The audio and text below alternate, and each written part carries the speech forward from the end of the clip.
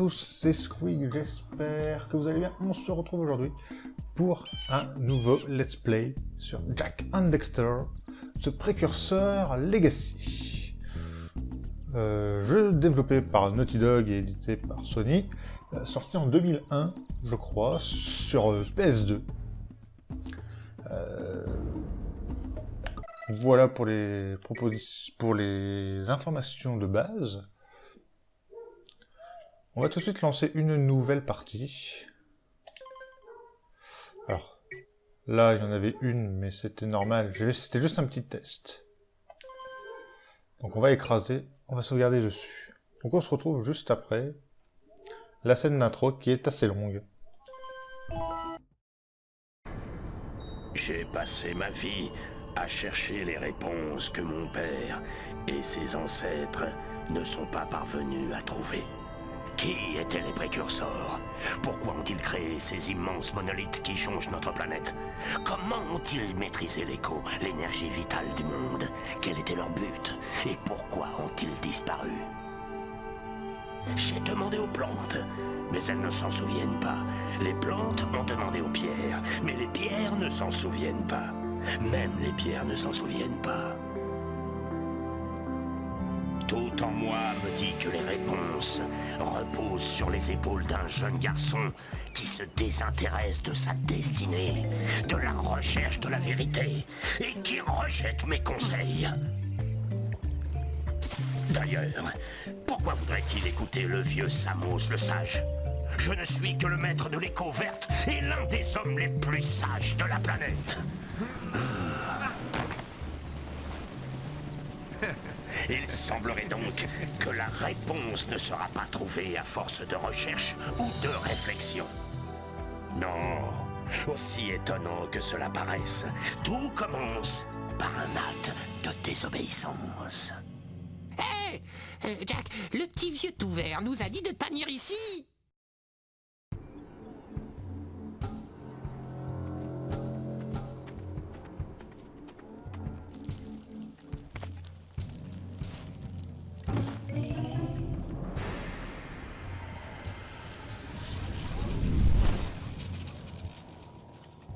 Continue de chercher les objets et l'écho.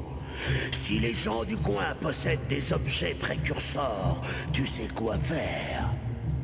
Occupe-toi sérieusement de quiconque s'éloignerait du village. Nous l'attaquerons en temps utile.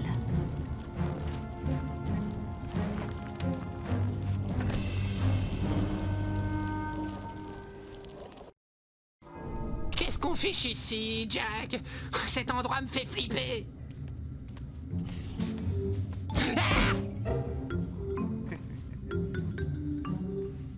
Hein? Ah, saleté de trucs précurseurs. Ah, qu'est-ce que c'est que cette vase noire? Ça m'a pas l'air très sympathique. Le sage radote toujours à propos des précurseurs qui ont construit cet endroit. Où sont-ils? Pourquoi ont-ils construit cette saleté? Je n'ai rien contre les orbes précurseurs et les piles d'énergie, mais à mon humble avis, c'était vraiment des gros nuls. Wow! Comment t'as fait ça? Jack, je crois qu'on va avoir des ennuis!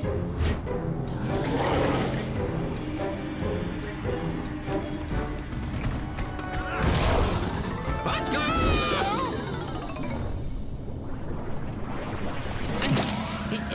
secours! Mais ça pique! Je t'avais dit qu'on n'aurait pas dû venir, si tu m'avais écouté. Quoi?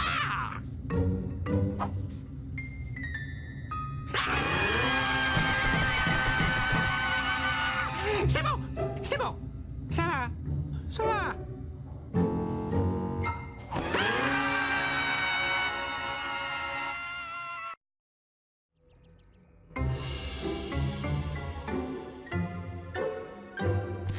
Sacre vert, que voulez-vous tous les deux? Nous, on a... Il y avait... Laissez-moi deviner plutôt que de suivre mes conseils. Vous êtes allé patauger au seul endroit où je vous avais dit de ne pas aller. L'île de la brume. C'est ça. Et puis après... Et Daxter, tu as finalement pris le bain qu'il te fallait, mais dans une baignoire pleine d'échos noirs. Écoutez, mon vieux, vous allez continuer à radoter ou est-ce que vous allez me sortir de ce bazar? Je vais continuer à radoter parce que selon mon point de vue professionnel, tout changement est une amélioration. De plus, même si je le voulais, je ne pourrais pas t'aider. Quoi? Il n'y a qu'une seule personne qui ait étudié l'écho noir assez longtemps pour avoir une chance de te rendre ta forme originale. Cole Acheron le Sage. Mais il vit dans le nord, loin, loin, tout au nord. Personne ne lui a parlé depuis des lustres. Je te téléporterai bien là-bas, mais je ne peux pas faire ça non plus, puisqu'aucun des 3 sages chargés des portes de téléportation n'a jugé bon de les activer depuis longtemps. Le seul autre chemin vers le nord passe par le canyon de feu, mais son sol volcanique brûlant ferait fondre du métal précurseur. Impossible de le traverser à pied. Mais vous pourriez le survoler si vous aviez un zoomer avec un bouclier thermique. Justement, je travaille actuellement sur un tel équipement. Il me faut juste 20 piles d'énergie pour l'alimenter et pour qu'il résiste à la chaleur du canyon. N'est-ce pas, papa? Oui, Kéa. Cela pourrait marcher. Mais où un garçon et demi va trouver 20 piles d'énergie? Auprès des villageois. La plupart possèdent 1 ou 2 piles d'énergie cachées quelque part. Et même s'ils ne veulent pas les donner, il suffira de leur graisser la patte avec quelques orbes précurseurs pour les convaincre. Et je suis sûre qu'il y en a quelques-unes de plus dans la nature qui n'attendent que de braves aventuriers.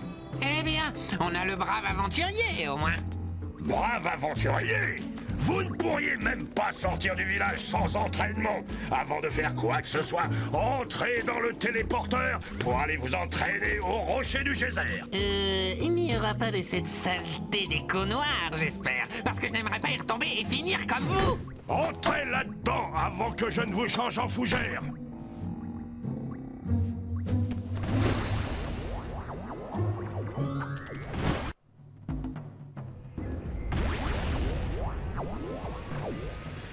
Et voilà, on se retrouve juste après cette cinématique. Cet appareil est un communicateur. Avec lui, mon père et moi pouvons vous donner des conseils à tout moment pendant votre quête. Tais-toi! Merci de me couper la parole. Donc on se retrouve après cette cinématique fort sympathique. Donc Jak and Dexter, le premier du nom. Celui que je préfère dans la série, d'ailleurs. C'est d'ailleurs le seul que je devrais vous faire. Jak and Dexter qui compose 5 épisodes, le 3. Le dernier de Naughty Dog, Jack X, qui était un jeu de cartes, enfin un jeu de course. Et The Lost Frontier, développé par je ne sais plus qui. Donc on reste dans un univers très coloré pour Naughty Dog à ce moment-là. Après avoir développé les Crash Bandicoot sur PS1, sur l'ère PS2, ils sont passés à Jak and Dexter. Parce qu'ils n'avaient pas les droits de la licence Crash Bandicoot, hein, ils étaient juste développeurs pour Universal. Ces sortes d'œufs flottants sont des orbes précurseurs. Ramassez-en assez et certains villageois vous donneront une pile d'énergie en échange. Je disais donc qu'ils étaient juste développeurs pour Universal concernant Crash Bandicoot, qui est passé de main en main sur PS2 et multiplateforme également. Qu'est-ce qu'on a remarqué dans cette cinématique? Jak and Dexter se sont baladés sur une île où ils n'avaient pas l'autorisation d'accès. Dexter est tombé dans une cuve d'écho noir et s'est transformé en beloutre. Je crois que c'est beloutre le terme. Et du coup, ils doivent aller chercher quelqu'un qui pourrait aider Daxter à se retransformer en humain. Mais vu la gueule qu'il avait en étant humain, je le préfère en beloutre. Et vous avez remarqué également que le personnage de Jack, lui, ne parle pas. Il parlera à partir du second épisode. Bon, ce qui serait bien, c'est que j'avance. C'est quoi ce bouton? C'est pour rentrer? Tu ne peux pas revenir par le téléporteur tant que tu n'as pas trouvé les 4 piles d'énergie de cette île. D'accord.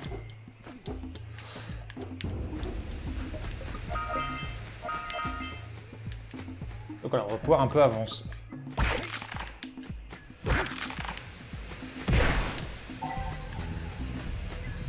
Ceci est une pile d'énergie, l'objet précurseur le plus important que vous puissiez trouver.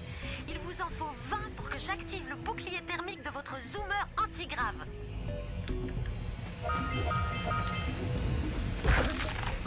Voilà, on s'entraîne un peu.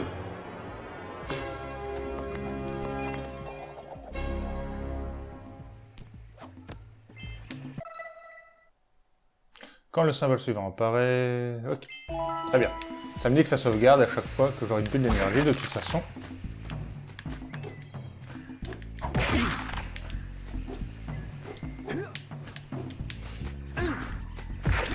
Donc on a plusieurs possibilités avec Jak and Dexter.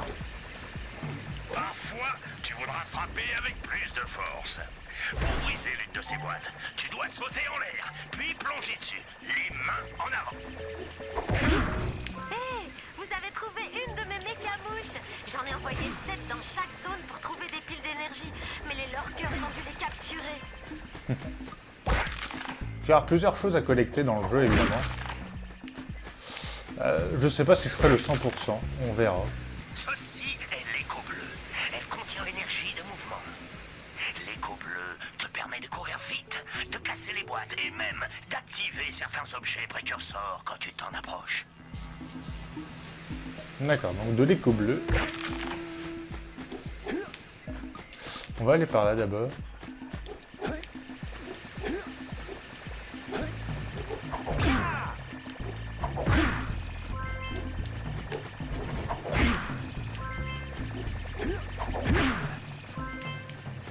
Et la dernière.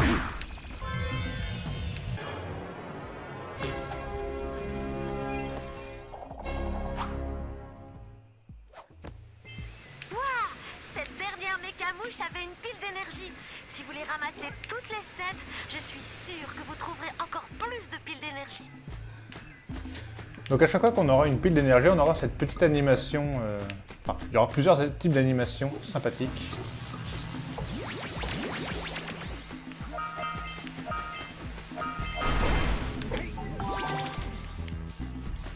On va aller là maintenant. Remarque que chaque groupe d'écho bleus que tu ramasses augmente la durée de ses pouvoirs.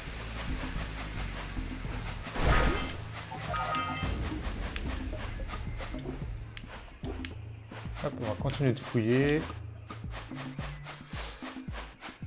Donc c'est ce que j'aimais bien dans ce premier Jak and Dexter, ce côté très coloré. C'est un univers encore assez sympathique. C'est vrai que au fil des épisodes, c'est un univers qui s'est assombri. Voilà, il y a eu... Enfin, c'est l'histoire également qui veut ça, hein, mais... je préfère ce côté plus plateforme. J'ai du mal à faire le double saut.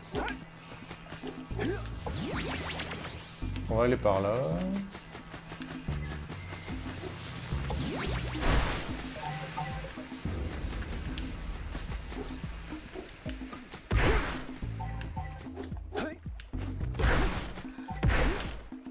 Donc l'écho verte, c'est notre vie, hein. Je crois.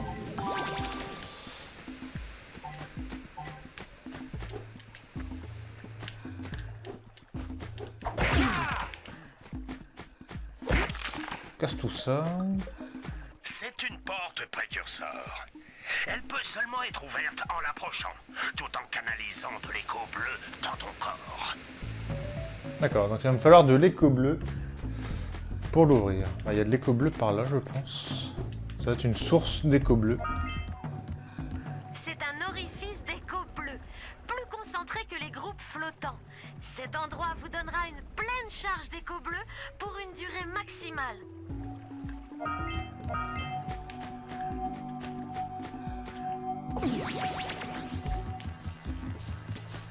C'est vrai qu'on va quand même plus vite.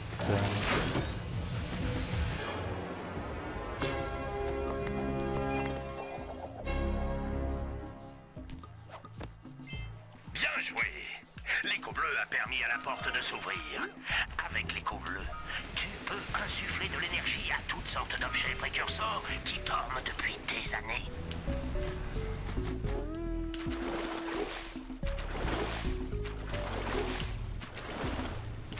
On va nager. On peut nager, ça c'est plutôt pas mal.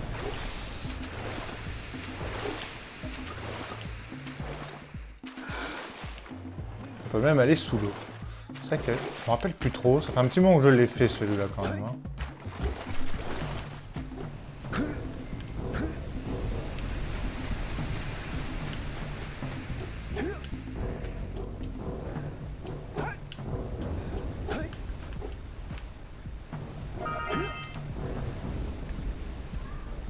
Alors, on peut zoomer avec une touche, c'est triangle.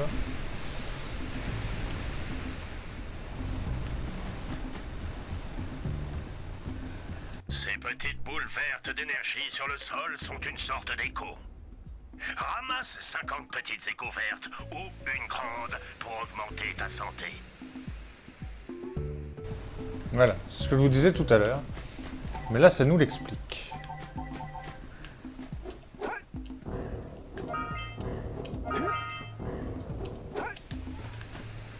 Je l'ai pris le dernier, je l'ai pris.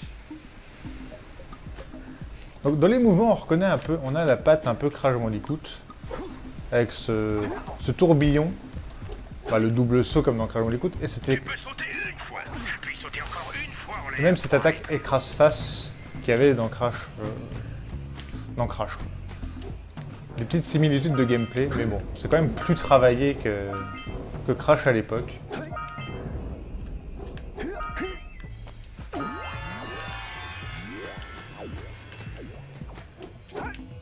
Et j'ai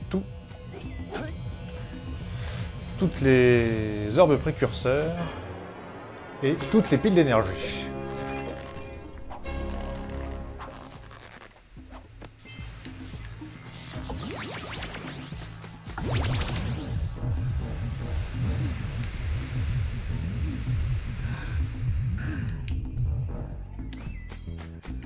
Maintenant, je peux me barrer.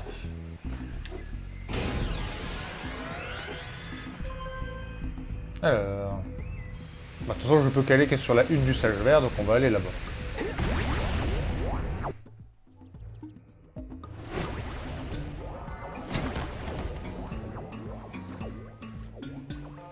Bon entraînement, mes garçons, mais ce n'est rien comparé à ce qui vous attend.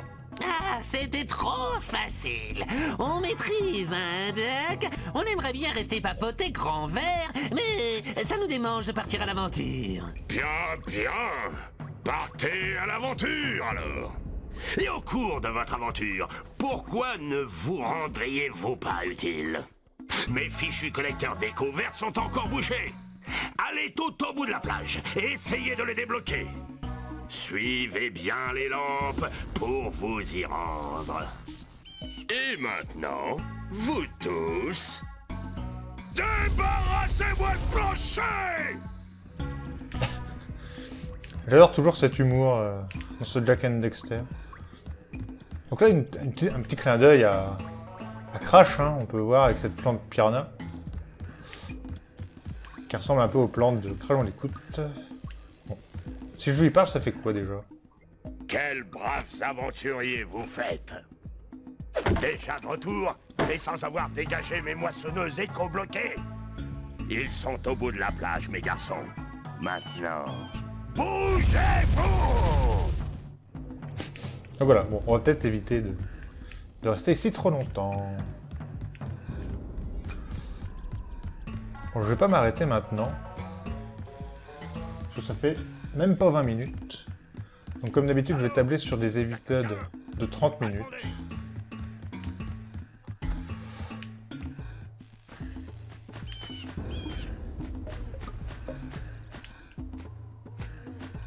On est dans le village des sables. On va aller parler à Kera. Je dois faire marcher ce bouclier thermique. Hey, poupée! Et si on allait faire un tour de zoomer antigrave? Règle numéro 1. Je ne sors pas avec les animaux. Tu ne sais pas ce que tu manques. Écoutez, si vous cherchez quelque chose à faire, mon père m'a toujours parlé d'un ancien oléoduc précurseur enfoui sous terre. Certains de ces tuyaux se terminent en orifice, d'où l'écho s'écoule librement. Quelques-uns ont été bouchés et depuis, l'écho est bloqué. Il doit y avoir un moyen de les ouvrir. J'ai découvert une partie de l'oléoduc au temple interdit. Essayez d'y trouver une sorte d'interrupteur.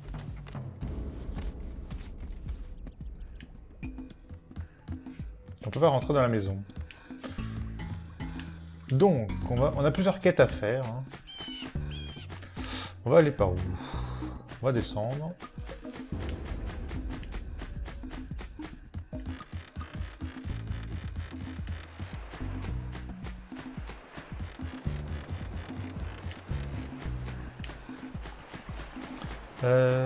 Donc on est sur la version PS4 en fait. On est sur... avec le PS2 collection, je sais pas quoi là, qu'il y avait sur PS4. Il était en promo, donc j'en ai profité pour le reprendre. Sinon je l'avais évidemment sur PS2, sinon j'aurais pu le tourner sur PS2, mais bon. C'est pas plus mal de le faire sur PS4. Hey! On dirait que les mécamouches sont toujours dans des boîtes rouges. Il y a des mécamouches qu'on essayera de trouver également. Tiens, il y en a une ici aussi.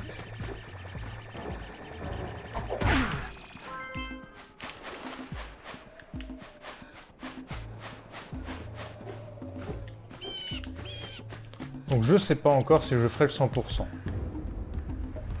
On verra en fonction de l'avancée du truc.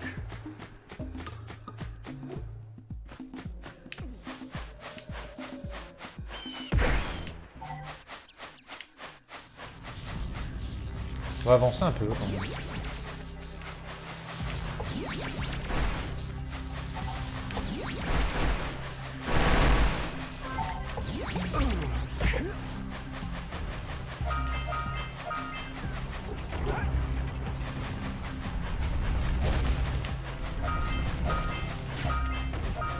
Voilà, donc on a bien avancé. Ces boîtes de métal sont plus dures qu'un crâne de Yagon. Mais on doit pouvoir les ouvrir avec quelque chose. Tiens, on se fait canarder.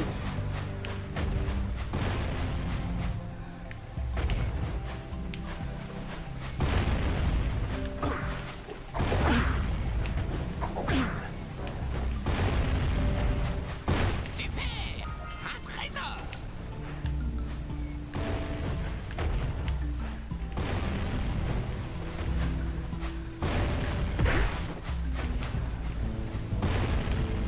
Bon. Super! Encore des orbes!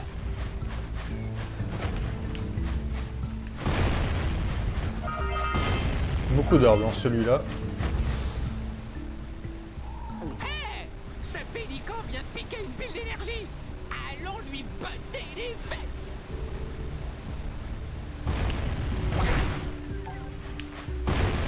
Il y avait une orbe d'énergie pas loin à récupérer.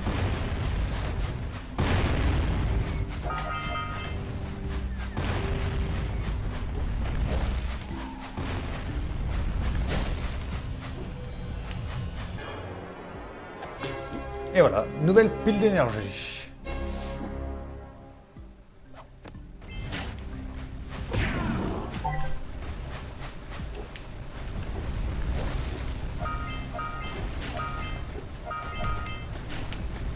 On a récupéré assez d'orbes pour les échanger contre une pile d'énergie. Revenons faire le troc! Pas encore, pas encore.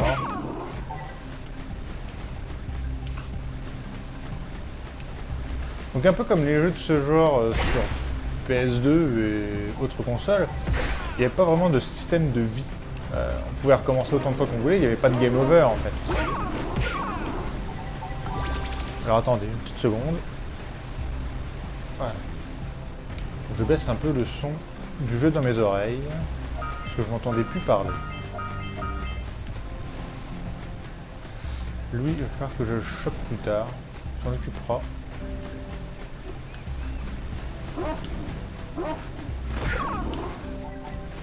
Et il y a beaucoup de choses à faire. Ok.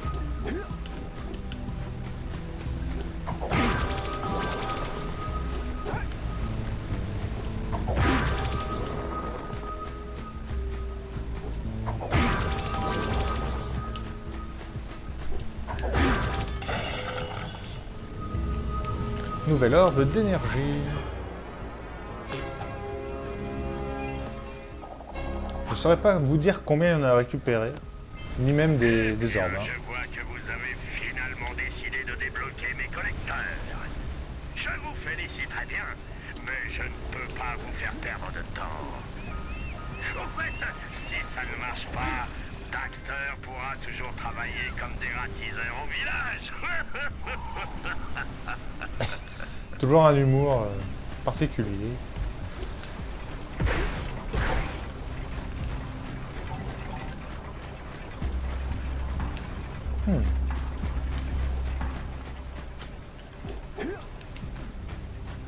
Pas aller là. Là c'est trop bas je crois.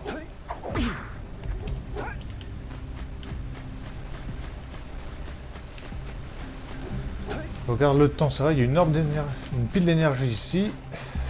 Ouais, il y a des trucs en haut. Ici aussi. Tape ces perches par-dessous. Là, on nous donne une petite astuce.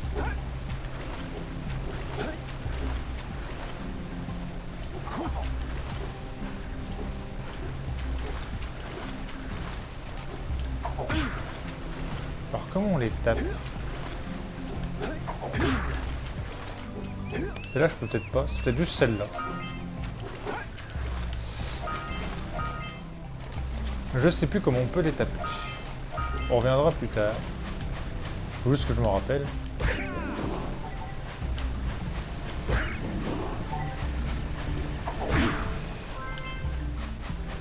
Alors, ça nous fait...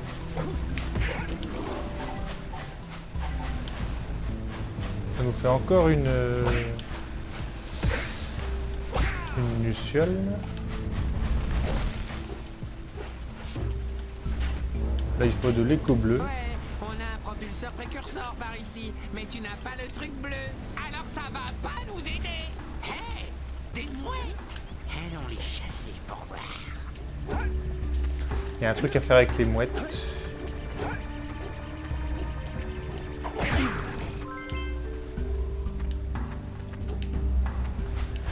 Et je ne sais plus quoi.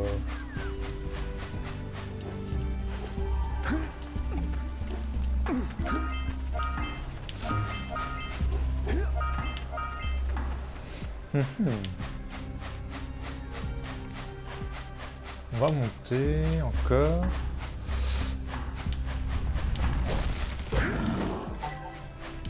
Honnêtement, je sais plus ce qu'il y a à faire avec les mouettes.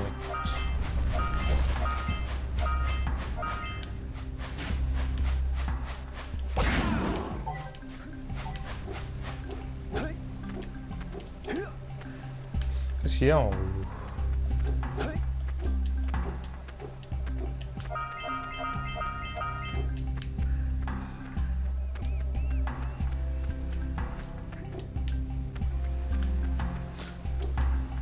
La musique est sympa aussi.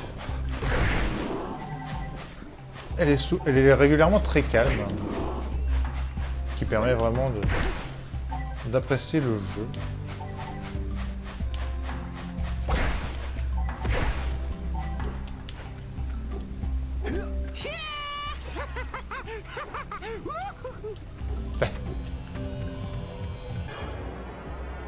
Et nouvelle pile d'énergie. Donc on aura quand même de la Reddit hein, dans les animations. Hein. Ce ne sera pas toujours des choses différentes.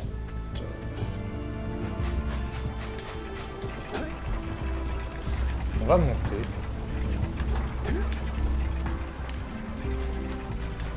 C'est bien ce temps dynamique. Tout à l'heure il faisait nuit, maintenant il fait jour.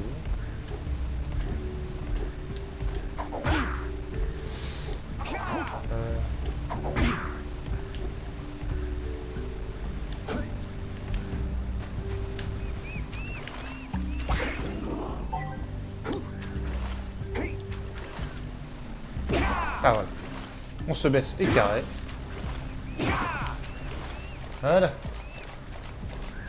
Le temps de retrouver les touches. Je crois que c'est bon pour les deux. Ok. On est good. On va se choper. Est-ce qu'on a chopé en haut? Et je pense qu'on s'arrêtera là. Ce sera pas mal pour un premier épisode. Là, ça devait peut-être m'aider à grimper. Bref, il n'y avait pas tant besoin de ça que de taper celui-là.